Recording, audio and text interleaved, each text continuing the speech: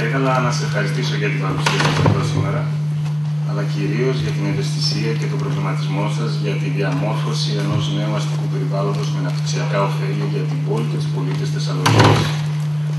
Βρισκόμαστε σαφέστατα στη μέση μιας πρωτόγνωρης συγκυρίας με πολλές δυσκολίες. Παρόλες τις αδειξιότητες όμως, ο Δήμος μας για τη Δημαρχία Περιβάλλοντος και Ποιότητας Ζωής, τις οποίες έχω την τιμή να προείσταμαι, έχουμε θέσει ψηλά στην ατζέντα μας τα περιβαλλοντικά θέματα, παίρνουμε πρωτοβουλίες, προχωρούμε σε συνεργασίες και πραγματοποιούμε δράσεις.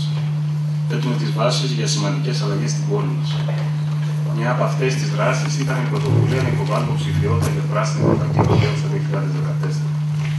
Υπόθηκε και πριν ότι είμαστε η πρώτη ελληνική πόλη που τολμάει κάτι τέτοιο και η πρωτοβουλία αυτή συμβολεί στην αποφασιστικότητά μας να πρωταγωνιστήσουμε στον τομέα της βιώσιμης ανάπτυξης. Σε κάποιους ακούστηκε αστείο το γεγονός ότι μια πόλη με τόσο μικρό ποσοστό πρασίνου, μόλις 2,8 τετραγωνικά μέτρα ανακάτοικο, διεκδικεί αυτό το τίτλο.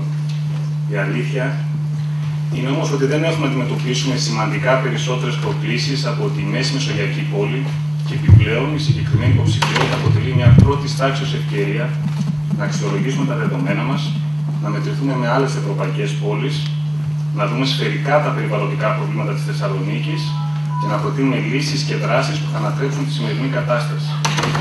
Η διαδικασία αυτή μας δίνει τη δυνατότητα να συμμετέχουμε σε ένα διεθνές πεδίο διαλόγου για την ανταλλαγή απόψεων, ορθών πρακτικών και τεχνογνωσίας. Το βραβείο αυτό απονέμεται κάθε χρόνο σε μια πόλη που έχει επιδείξει σημαντική δράση στον τομέα της φιλικής προς το περιβάλλον αστικής διαβίωσης και συνεπώς μπορεί να λειτουργήσει ως παράδειγμα εμπνέοντας άλλες πόλεις.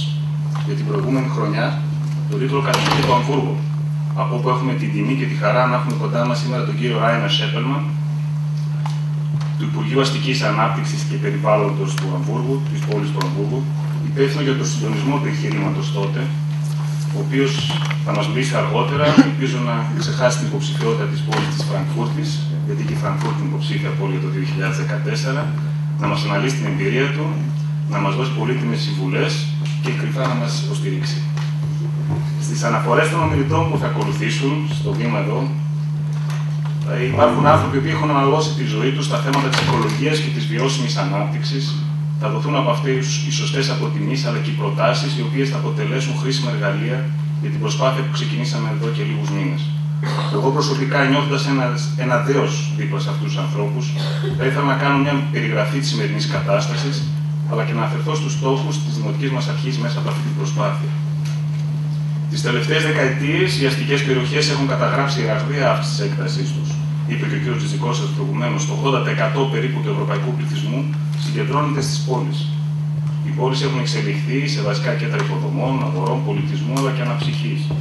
Η ραγδαία αυτή ανάπτυξη του πληθυσμού, σε συνδυασμό με την επέκταση και την ενίσχυση του αστικού ιστού, δημιουργεί κοινωνικά, περιβαλλοντικά και οικονομικά προβλήματα και έτσι οι πόλεις καλούνται να αντιμετωπίσουν τη συνεχή πρόκληση της βελτίωσης του βιωτικού τους επίπεδου. Η ποιότητα ζωής μιας πόλης είναι αυτή που την κάνει ανταγωνιστική, φιλική προς τους κατοίκους της και την καθιστά πόλο έλξης για επενδύσεις και επισκέπτες. Η Ελλάδα ήδη μετρά 50 χρόνια αλλίωσης έως και καταστροφής τόσο του βεβαρημένου αστικού χώρου, όσο και των στοιχείων του περιβάλλοντος που περιείχε αυτός ο χώρος ή που το περιέβαλε. Οι πόλεις μας, η πόλη δική μας, όπως και τα περισσότερα αστικά κέντρα της χώρας μας, ακολούθησαν ένα οικονομικό και οικοδομικό μοντέλο ανάπτυξης, από το οποίο πολλοί μπορεί να ωφελήθηκαν, αλλά αυτό έγινε σε βάρος της ισόρροπης αλλά και της βιώσιμης ανάπτυξης, και ιδιαίτερα σε βάρος του περιβάλλοντος. Και σήμερα, κυρίες και κύριοι, έρχεται ο λογαριασμός. Σε όλους ανεξαιρέτως, αλλά ιδιαίτερα στους οικονομικά ασθενέστερους. Η καθαρή ατμόσφαιρα, το περισσότερο πράσινο, τα επαρκή μέσα μεταφοράς ωφελούν επίσης όλους. Και αυτά ακόμα περισσότερο τους οικονομικούς ασθενέστερους. Βλέπετε λοιπόν ότι και η ζημία και το όφελος μοιράζεται ανισόρροπα στους μη έχοντες. Και εκεί είναι το χρέος αυτών που αποφασίζουν και διοικούν. Να παίρνουν αποφάσεις και να πράττουν έργα υπέρ των περισσότερων και των πιο αδύναμων. Είναι πλέον πιο ξεκάθαρο από ποτέ ότι η βελτίωση του αστικού περιβάλλοντος και η βιώσιμη ανάπτυξη επιβάλλονται ως βασικοί πυλώνες λειτουργίες της σύγχρονης ελληνικής πόλης. Βασική παράμετρο της ποιότητας ζωής και μονόδρομο για την προσέλκυση επενδύσεων.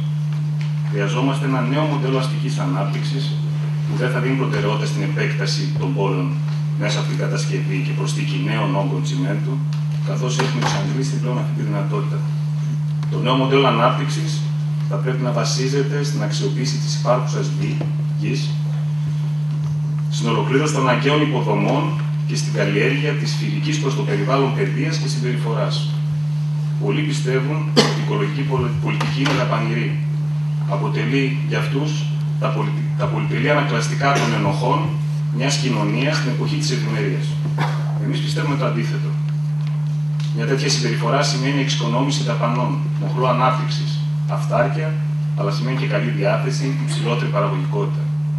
Θα πρέπει να συνειδητοποιήσουμε ότι η αναγέννηση των πόλεων, αν επενδύσουμε στην αναζωογόνηση υφιστάμενων περιοχών μέσα από βιώσιμες αναφλάσεις, θα είναι μακροπρόθεσμα οικονομικά αποδοτικότερη.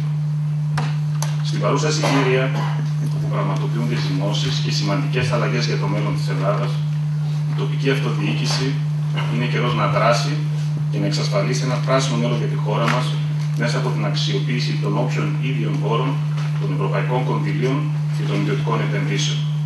Η μεγάλη πρόκληση θα είναι η ισορροπημένη εξυπηρέτηση των αντικρουόμενων αλλά και των ενδυνάμει συμπληρωματικών περιβαλλοντικών, κοινωνικών και οικονομικών αναγκών της λειτουργίας της πόλης.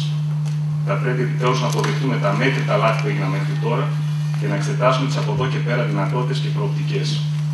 Υπάρχουν πολλά παραδείγματα ευρωπαϊκών πόλεων, με χαρακτηριστικότερο αυτό της Βαρκελόνης, οι οποίες φτάνοντας στα όρια της αστικής παρακμής κατάφεραν να αντρέψουν τα δεδομένα, να επαναπροσδιορίσουν τους στόχους τους και στο τέλος να αποτελέσουν πρότυπα ανάπτυξης. Ποια είναι τα αντίστοιχα προσόντα της δικής μας πόλης? Πέρα από το πλούσιο ψυχολογικό της, πέρα από τους ανθρώπους που κατέχουν τη γνώση, είναι οι δυνατότητες να βελτιωθούμε σε κρίσιμους σημαντικούς τομείς.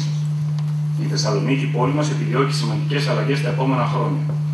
Την ολοκλήρωση του μετρό, τη θαλάσσια αστική συγκοινωνία, την επέκταση του περιαστικού δάσους, τη μεταφορά της διεθνούς εκθέσεως Θεσσαλονίκης και τη δημιουργία με τη μεταφορά αυτή ενός μητροπολιτικού πάρκου στο κέντρο της πόλης, αλλά και έργα μικρότερου κόστους και συντομότερου χρόνου ολοκλήρωσης, όπως οι μικρού και μεσαίου μεγέθους αναπλάσεις, οι πεζοδρομήσεις, τα λιγότερα ενεργοβόρα κτίρια, η περισσότερη υποδηλατόδρομη ανακύκλωση.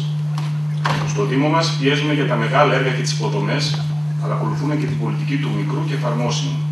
Αλλάζουμε το αστικό περιβάλλον και επιδιώκουμε στρατηγικές συνεργασίες που θα μας εξασφαλίσουν νέες ιδέες, τεχνογνωσία και πόρους για την αντιμετώπιση των προκλήσεων.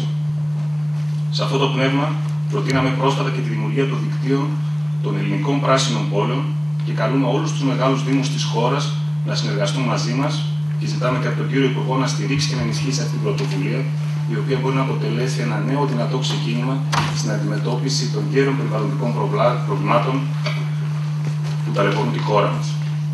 Πιστεύουμε ότι η αλλαγή μπορεί να έρθει από τη βάση του πολιτικού μας συστήματος, την τοπική αυτοδιοίκηση, σε απόλυτη αρμονία με την Ευρωπαϊκή Αρχή της Επικουρικότητας, με τη δημιουργία πυρήνων βιώσιμης ανάπτυξης, οι οποίοι θα συντελέσουν στη βελτίωση της γενικότερης εικόνας.